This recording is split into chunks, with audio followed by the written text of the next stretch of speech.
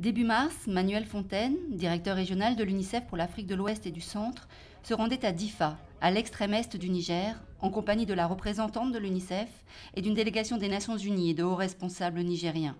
Objectif, réaffirmer la solidarité des acteurs humanitaires envers les populations déplacées et réfugiées à la suite des attaques perpétrées par le groupe armé Boko Haram au Nigeria. Beaucoup sont des enfants et des femmes, pour la plupart traumatisés et affaiblis. Il faut qu'on continue à être capable de prendre en charge les enfants qui sont malnutris.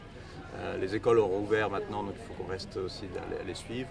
Puis beaucoup de protection, malheureusement, vous le savez, la situation est difficile dans la région.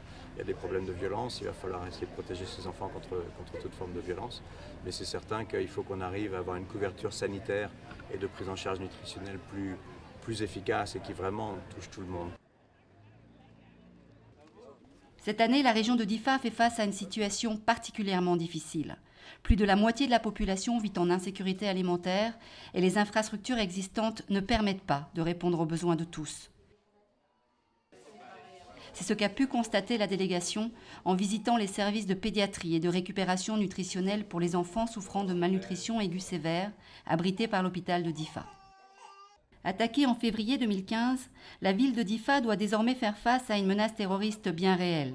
Malgré un accès plus difficile aux populations dans le besoin, déplacées ou communautés d'accueil, l'UNICEF et ses partenaires sont toujours sur le terrain, aux côtés des autorités et des familles, pour apporter une réponse rapide à la mesure des difficultés qu'elles rencontrent.